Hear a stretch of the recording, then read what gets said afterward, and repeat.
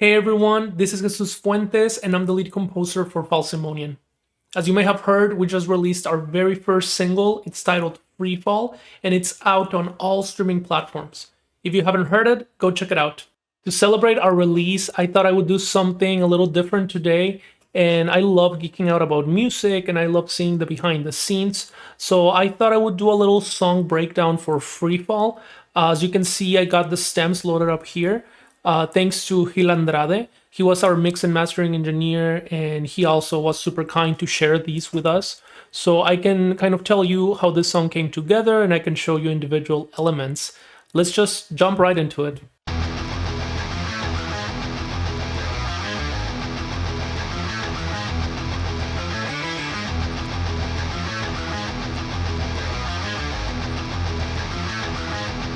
Yeah, for context, this is the first song that Eric and I wrote together. Our common ground is melodic death metal, and this was sort of like our first attempt at figuring out a song that we both liked and what kind of elements it would have.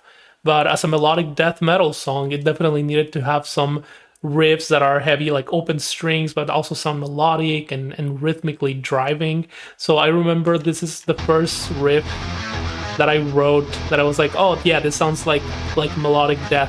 I also remember conversations with Eric as how we wanted to have the desert represented either in the image of the band or the sound of the band.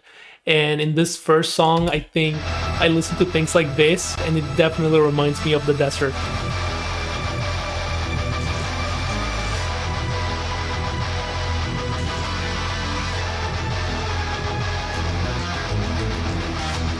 I can tell that I was definitely thinking of a desert theme when I was writing that.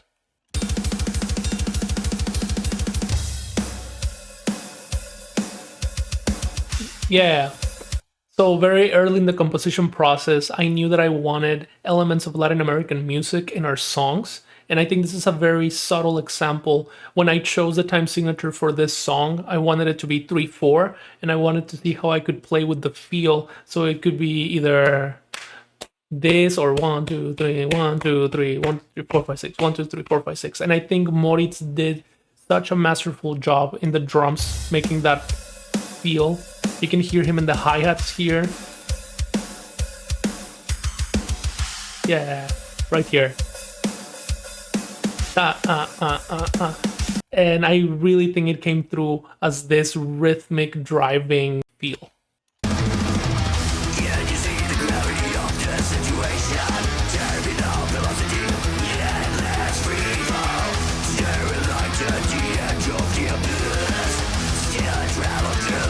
So I knew that I wanted the guitar and the drums to be the main elements, and of course the vocals giving that driving force at the forefront of the mix and at the forefront of the arrangement. But I was trying to figure out then what was the space of the keyboards in the mix. What would the keyboards do in the arrangements? So I remember for this song in particular, I wanted the keyboard to blend with the guitar to create different textures. And I'm going to show you just here the rhythmic guitar on the verse.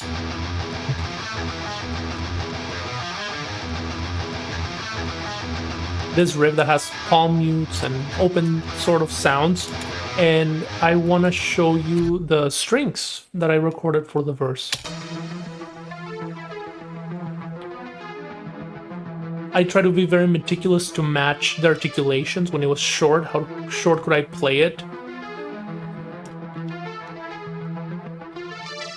But towards the end of some riffs, like that one, I was playing with my mod wheel to open up a filter to make it sound a little bit more buzzy.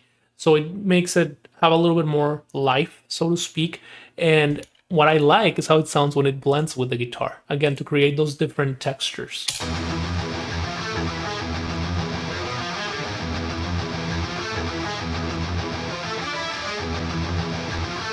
Without. With. I really like that little tail end of the riff where you can hear how the synth opens up. Yeah.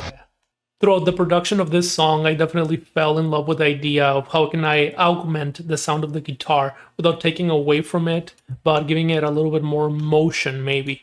So another example is this riff at the intro. So if we hear just the guitar, that's all fine. Check out this synth. It's very growly, very buzzy too. And together, without, with, yeah. So I was always looking of how can I incorporate keyboards to give that guitar a new life or more motion or a different texture. There are definitely a few times in the song where I wanted the keyboard to take a little bit more of a lead role, and whenever you hear this very big sections, like if you just hear the keyboards there, it's quite big. It's a lot of layers. You hear some strings, you hear some choirs, and then in the low notes there's some pianos and distorted organs. So there's one section like that here. And there's another one in the chorus, where you also have the keyboard taking the lead. So let me show you that without.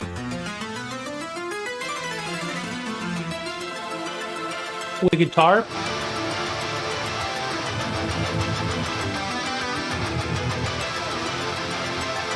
And there's also a guitar lead that I wanted still to do that again, where I have the keyboard creating a different texture with the guitar.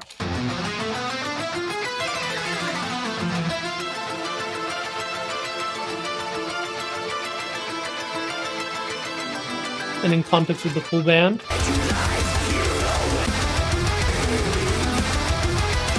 Without keyboards. With keyboards.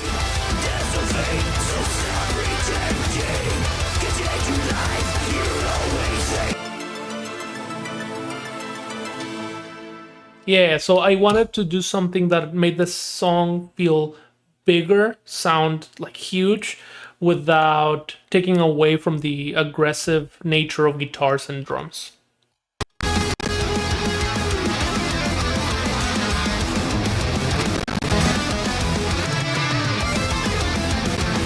Yeah, so about this time is when I realized that I needed a guitar player. I remember writing and recording this solo myself, and I knew that I wanted someone to just dedicate themselves to that, because it was very hard. But let's listen to that by itself. I love hearing just the synth and the guitar.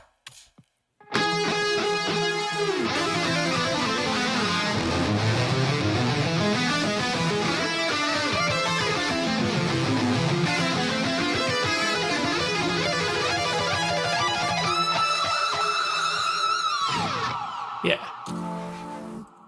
Something that I love doing in my compositions is try to develop a theme and try to see how I can reuse the same material over and over again in new and inventive ways that feel fresh. So that same keyboard lead that happens here, I'll play it for you solo.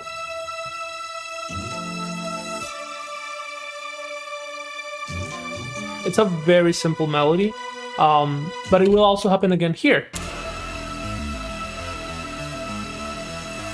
The cool thing is that it happens over a completely different riff. So the first time that you hear it, it's over this riff. And the second time that you'll hear it, it's over this. So without the keyboard, it's just the intro. And here is that other riff. So one more time with the keyboard. And the intro that comes back as an interlude, but I like to think it feels a little bit more fresh because there's this keyboard melody happening in again.